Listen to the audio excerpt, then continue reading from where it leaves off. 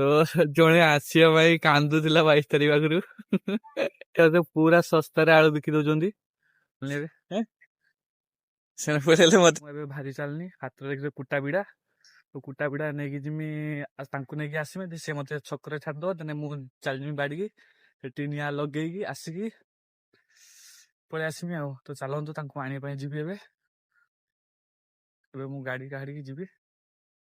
ମୁଁ ଏବେ ରାସ୍ତାରେ ଅଛି, କାଳୀପଦା ଯିବା ରାସ୍ତାରେ ଅଛି। ତ ଭାଇ ମାନେ ଓହ୍ଲେଇକି ନାଇଁ ଚାଲି ଆସିଲେନି ଇଏ ବ୍ୟାଙ୍କ ପାଖ, ଆମ ଷ୍ଟେଟ ବ୍ୟାଙ୍କ ପାଖରେ। ତ ସେମାନେ ଆଗରେ ଛିଡା ହେଇଛନ୍ତି, ମୁଁ ଦେଖଉଛି ଏଇଠି ମାନେ ଛିଡା ହେଇଛନ୍ତି, ଭାଇ ଭଉଣୀ ବସି ଛିଡା ହେଇଛନ୍ତି। ତ ଜଣେ ଆସିବା ପାଇଁ କାନ୍ଦୁଥିଲା 22 ତାରିଖ ଆଗରୁ। କାଲି କାନ୍ଦି କାନ୍ଦି ଆଇଛି। ତ ଆମ ଭାଇ ଯାଇଥିଲେ ସକାଳ ଭୋର ଆଣିବା ପାଇଁ, ସେ ବି ଯାଇଛି। ତ ଏବେ ଯିବା, ଆମେ ଭାରି ଯିବା, କାଳୀପଦାରେ ପହଞ୍ଚି ଯାଇଛୁ। ତ ଏବେ ପଳେଇ ଯିବା ଘର ପାଖକୁ। ହ୍ୟାଲୋ, ତ ଭିଡିଓରେ ବନେଇ ଦିଅନ୍ତୁ ଆଗକୁ। ତ ଏବେ ଆମେ ଚାଲିଲୁ 3 ଜଣ, ଏବେ ୟାଙ୍କୁ ନେଇ ସାରିଛୁ। ତ ଏବେ ଆମେ ଘର ପାଖକୁ ଯିବା। ତ ରାସ୍ତାରେ ଏବେ ମୁଁ ଦେଖୁଛି ଫୁଲ, ଘର ପାଖକୁ ବାହାରି ଚାଲିଛି ଆମେ। ଚାଲ। ତ ଗଲାବେଳେ ମୁଁ ଦେଖି ଯାଇଥିଲି ଆମ ଡଗରା ଛକ, ପୁରା ବଡଗୁମଟି ଛକ ପାଖରେ ଆଳୁ ବିକ୍ରି ହଉଛି। ମାନେ ଗୋଟେ ଇଏ ଟ୍ରକ୍ ଆଇଛି, 300 ଟଙ୍କା ଲା ପୁରା ବିକୁଛନ୍ତି, କେତେ ଶସ୍ତାରେ ବିକୁଛନ୍ତି। ତ ଆପଣଙ୍କୁ ମୁଁ ଦେଖଉଛି ଆଗକୁ, ଏଇ କିଛି ଦେଖୁଛି। ମୁଁ ପହଞ୍ଚି ଯାଇଥିଲି ଡଗରା ବଡଗୁମଟି ଛକ ପାଖରେ। ତ ଛକ ପାଖରେ ଆଳୁ ପୁରା ପୁରା ଆସିଛି, ପୁରା ଗୋଟେ ଟ୍ରକ୍। ଆରଥର ଆସିଥିଲା ତ ମୁଁ ଭିଡିଓ କରି ପାରିନଥିଲି, ଏଥର ଆସିଛି। ତ ଦେଖଉଛି, ଦେଖିବାକୁ ପୁରା ଫୁଲ ଟ୍ରକ୍ ରେ ବୁଝି 300 ଟଙ୍କା ଲା ବିକ୍ରି ହଉଛି ଆଳୁ ବୁଝି। ପୁରା ଲୋକ, ମାନେ ଲୋକ ପୁରା ଭର୍ତ୍ତି, ବୁରା ବୁରା କରି ଭରି ନେଇଯାଉଛନ୍ତି। ସେମିତିଆ ଜିନିଷ ବି ଅଛି, ପୁରା ଶସ୍ତାରେ ଆଳୁ ବିକ୍ରି ହଉଛି। କାହିଁକି ନା ଏବେ ଥଣ୍ଡା ଦିନ, ଏବେ ନୂଆ ଆଳୁ ବାହାରିବ ତ ଏବେ ଇଏ ଚେମ୍ବରରୁ ସବୁ କାଢି ଦଉଛନ୍ତି ପୁରୁଣା ଆଳୁ ଗୁଡାକ। ତ ସେଇ ପୁରୁଣା ଆଳୁ କାଢିଦବ, ପୁରା ଶସ୍ତାରେ ବିକି ଦଉଛନ୍ତି ସବୁ। ମୁଁ ଦେଖୁଛି ପୁରା ଫୁଲ ଆଳୁ, ପୁରା ଲୋକମାନେ ପୁରା ଫୁଲ ନେଉଛନ୍ତି। ଆର ସବୁ ପୁରା ଆସିଲା, ପୁରା ଗୋଟେ ଟ୍ରକ୍ ଫୁଲ ହେଇଯାଇଥିଲା, ତ ସେଟା ସରିଯାଇଥିଲା। ଏଥର ବି ଆସିଛି ମଙ୍ଗଳବାର, ଆରଥର ହାଟ ପାଳି ଦିନ ଆସିଥିଲା, ଏଥର ଇଏ ଆସିଛନ୍ତି। ଏଟା ହେଲା ଆମ ବଡଗୁମଟି ଛକ। ତ ଡଗରା ଆଇ ବି ରାସ୍ତା, ଏଇ ରାସ୍ତା ଅଛି।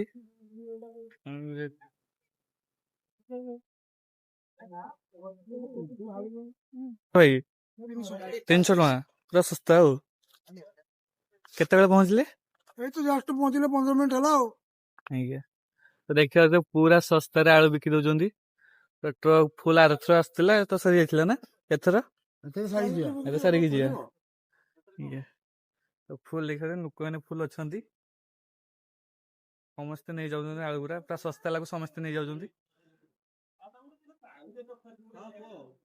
ଆମେ ତ ଆଳୁ ଦେଖିକି ଆସିଲୁ, ବହୁତ ବି କହୁଛନ୍ତି ଶସ୍ତାରେ। ତ ଭଲ ବି ହେଇଛି, ଯୋଉନକା ଦରକାର ତ ସେମାନେ ତ ନେଇପାରିବେନି। ମାନେ ଗୋଟେ ଗୋଟେ ଇଏ ବ୍ଲକ କୁ ଯାଉଛନ୍ତି, ତ ସେଇଠି ମାର୍କେଟିଂ ଏରିଆ, ତ ସେଇ ଜାଗାକୁ ଯାଇକି ବିକୁଛନ୍ତି। ତ ଭଲ ହେଇଛି। ତ ଆମର ବି ଲେଟ୍ ହେଲାଣି, ଏମାନେ ବହୁତ ସକାଳୁ ବାହାରିକି ଆସିଛନ୍ତି, ଖାଇନାହାନ୍ତି। ତ ଏମାନଙ୍କୁ ଭୋକ ଲାଗିଲା, ପଳେଇ ଯିବା ଆମେ ଘର ପାଖକୁ। ତ ଚାଲନ୍ତୁ। କୁଟା ବିଡା ନେଇ ଆସିଥିଲି, ଦେଖିଥିବେ। ତ ଆସିଲା ବେଳେ ମୁଁ ରାସ ପାଖରେ କୁଟା ବିଡା ରଖି ଦେଇଥିଲି, କେନା ଇଏର ନଡାର ନିଆଁ ଲଗାଯିବ। ତ ଏଇଠି ଦୋକାନ ଉପରେ, ମୁଁ ରାସ ପାଖରେ ଦୋକାନ ଉପରେ ଏଇଠି କୁଟା ବିଡା ରଖିଛି। ତ ଜିଷ କାଢୁଛି, ତ ନେଇକି ଏବେ ମୁଁ ଯିମି ବିଲକୁ, ନଡାରେ ନିଆଁ ଲଗେଇମି। ତ ଚାଲନ୍ତୁ, ଭିଡିଓରେ ବନେଇ ରୁହନ୍ତୁ। ମତେ ଏମାନେ ଛାଡି ଦେଇ ଯାଉଛନ୍ତି, ମୁଁ ଏବେ ପଳେଇ ଯିବି ବିଲକୁ। ଏମିତି ରାସ୍ତାରେ ଗାଡି ଘୁରେଇଲେ ମତେ ଛାଡି ଦେଇକି ଏବେ ପଳେଇଯିବେ। ମୋ ହାତରେ ବି କୁଟା ବିଡା ଅଛି, ଏବେ ମୁଁ ପଳେଇ ଯିବି ବିଲକୁ। ଚାଲିନି ଏବେ ସେଣେ ପଳେଇଲେ ମତେ, ମୁଁ ଧାନ ବିଡାକୁ ନଡା ଜଳୁଛି, ଭାଇ ଭାଇ କରୁଛନ୍ତି ମତେ। ଚାଲିନି ଏବେ, ମୁଁ ବିଲରେ ଅଛି। ମାନେ ଲୋକମାନଙ୍କର ତଳା ପକା ହେଇକି ଖତ ପକା ହେଲାନି, କିନ୍ତୁ ମୁଁ ଯାଉଛି ନଡାରେ ନିଆଁ ଲଗେଇବା ପାଇଁ। ମୁଁ ଯାଉଛି, ନଡା ନିଆଁ ଲାଗିଲା ପରେ ପାଣି ଭରା ହବ, ପାଣି ଭରା ସରିଲା ପରେ ନଙ୍ଗଳ ହେଇ ସାରିଲା ପରେ ସେଇ ତଳା ପଡିବ। ତ ଲୋକରେ ତଳା ବି ପକା ହେଇଗଲାଣି, ଏଗାର ତଳା ପକା, ସେଠି ମାନେ ଖତ ପକା ଚାଲିଛି ଏବେ। ମୁଁ ଏବେ ଚାଲିଛି ନଡାରେ ନିଆଁ ଲଗେଇବା ପାଇଁ। ଏମିତି ନଡା ଅଛି, ତ ଗୁଛିକି ନିଆଁ ଲଗେଇବି। ଅଲରେଡି ମୁଁ ବିଲ ମାନେ ଆମ ଜମି ପାଖରେ ମୁଁ ପହଞ୍ଚି ଯାଇଛି। ମୋ ବାବା ସକାଳେ ଆସି ମାନେ ନଡା ଉପୁଡେଇ ଦେଇଥିଲେ। ତ ମତେ କହିଥିଲେ ଯେ ନଡାର ଯାଇକି 11ଟା ବେଳକୁ ନିଆଁ ଲଗେଇ ଦେଇ ଆସିବୁ। ତ ମୋ ତ ବୁଲି ବୁଲି ଦିନ ଚାଲିଗଲା। ତ ଖରାବେଳେ ବାବା ପହଞ୍ଚି କହୁଛନ୍ତି ନିଆଁ ଲଗେଇଛୁ। ମୁଁ କହିଲି ନା ନିଆଁ ଲଗେଇନି। ଦେଇକି ଯାଉ ମୁଁ ମାନେ ଖାଇତେ ଲଗେଇ ନିଆଁ ଲଗେଇଦେବି ଆଉ। ତ ଜିସ ତ ଫୋନ କଲା, ଜିସ ଫୋନ କଲା କହିଲା ମତେ ଯାଇ କାଇବ ଦେଖିନି ଆସେ। ତାଙ୍କୁ ନେଇକି ଆସି ସିଏ ମତେ ତ ଛାଡିଦେଲା। ତ ଏବେ ବିଲରେ ଅଛି। ଏଇ ଦେଖିପାରୁଥିବେ ସବୁ ନଡା ମୋ ବାବା ଗୁଛି ଦେଇଥିଲେ। ତାକୁ ଗୋଟେ ଜାଗାର ମାନେ ରଖିକି ନିଆଁ ଲଗେଇଦେମି। ତ ମୁଁ ଏବେ ନିଆଁ ଲଗେଇମି। ଦେଖିବେ ଟିକେ ରୁହନ୍ତୁ। ନଡା ସବୁ ମୁଁ ଗୋଟେ କାଣ୍ଡି କରିଦେଇଛି। କାଣ୍ଡି କରିସାରିଲା ପରେ ମୁଁ ମାନେ ଫୁଲ ଏମିତି କାଣ୍ଡି କରିଦଉଛି ଦେଖିପାରୁଥିବେ। ଏମିତିଆ କାଣ୍ଡି କରିଦେଇଛି। ତ ଗୋଟେ କାଣ୍ଡି ନିଆଁ ଲଗେଇ ଦେଇଛି। ଜଳିଗଲାନି। ତ ଆଉ ଗୋଟେ କାଣ୍ଡି ଏଠି କୁଟା ବି ପଡିଛି। ତାକୁ ନିଆଁ ଲଗେଇବି କେମିତି। ନିଆଁ ଲଗେଇ ସାରିଲା ପରେ ଦେଖଉଛି ମୁଁ କେମିତି ନିଆଁ ଲଗଉଛି। ଲଗେଇଦେବି ଏବେ ପୁରା ଫୁଲ ନିଆଁ। ଏଟା ତ ପୁରା ଜଳି ଆସିଲାନି ବୋଲ ନା ପାଣି ଭରା ହବ। ପୁରା ଜଳି ଯାଉଛି ଦେଖିଛ। ପୁରା ଖରାର ଏମିତି ପୁରା ଖରା ହେଇଛି। ମାନେ ଜଷ୍ଟ ମାନେ ଲାଗିଲା ବେଳକୁ ପୁରା ଫୁଲ ଜଳି ଯାଉଛି। ମୁଁ ପଛପଟେ ଲାଗି ପାରୁଛି ଦେଖିବ ପୁରା ଜଳି ଯାଉଛି କେମିତି। ତାପ ଆଞ୍ଚ ପୁରା ବହୁତ ଜୋର କାଟୁଛି। ପୁରା ଗରମ। ତ ଚାଲନ୍ତୁ ଏବେ ନିଆଁ ଜଳି ଆସିଲା ପରେ ମୁଁ ପଳେଇ ଯିବି। ଏତିକି ଆମର ପଡିବ 5 କିଲୋ ବିହାନ। ଏତିକି ଯଦି ନଡା ସଫା କରାଯାଇଛି ତ 5 କିଲୋ ବିହାନ ପଡିବ 5 ଗୁଣ୍ଠ ପାଇଁ।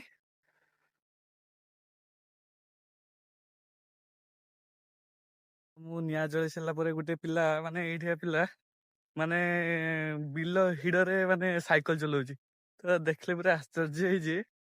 ମାନେ ବନ୍ଧ ଦେଖନ୍ତୁ କେତେ ସରୁ ବନ୍ଧରେ ଛୁଆଟା ସାଇକେଲ ଚଲଉଛି। କେମିତି ସାଇକେଲ ଚଲଉଛି ଛୁଆ ପଡିଯିବ। ତ ଦେଖିକି ଚଲ। ତ ଏଇ ଛୋଟ ପିଲାଟା ଏଇ ଟିକରା ସରୁ ବନ୍ଧରେ ସାଇକେଲ ଚଲଉଛି। କେମିତି ଥରେ ନାଇଁ ପଡିଗଲାନି।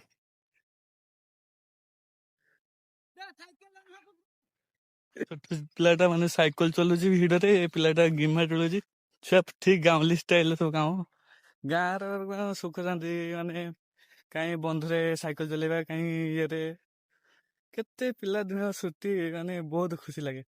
ତ ଯେଗୁଡା ଆମ ସହିତ ବିତିଯାଇଛି ତାପରେ ଆମେ ଯେଗୁଡା ଦେଖୁଛୁ ଦେଖିଲାକୁ ଆମେ ବହୁତ ଖୁସି ଲାଗୁଛି।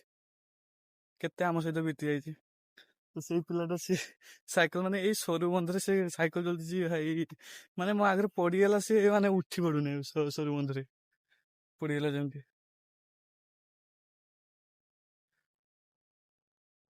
ଏଇ ସରୁ ବନ୍ଧରେ ତ ଜିସୁଆ ତ ମତେ ଛାଡି ଦେଇ ପଳେଇ ଯାଇଥିଲା। ତ ମୁଁ ଏବେ ବିଲ ତ ନିଆଁ ଲଗା ସରିଯାଇଛି। ନଡାରେ ନିଆଁ ଲଗା ସରିଯାଇଛି। ତ ମୁଁ ଏକା ଚାଲି ଚାଲି ଯାଉଛି। ମୁନାକୁ ଫୋନ କରିଛି। ସେ ମତେ ନବା ପାଇଁ ଆସିଛି ମାନେ ଆସୁଛି। ମୁଁ ଅଳ୍ପ ବାଟ ଚାଲି ଚାଲି ଯାଏ। ସେ କେତେ ବାଟ ପହଞ୍ଚୁଛି ଦେଖେ କୋଉଠି ମତେ ନେଇଯିବ। ଚାଲନ୍ତୁ।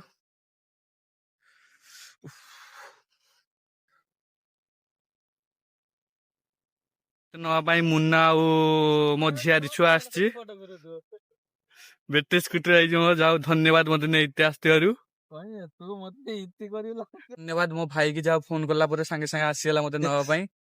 ଆମର 2 ଜଣ ଆଇଛେ ପରୀ ମୁଁ ଆଇଛେ ଆଉ ଇଏ ଆମକୁ ଏବେ ଖୁଇବ କେନା ନେଇତେ ଆଇଛେ ନା ମାଗଣା ଖାଇବେ ମାନେ ମତେ ଏଇ 1.5 କିଲୋମିଟର ଆସିବେ ନେବେ ବୋଲି ଖାଇବେ କିଛି।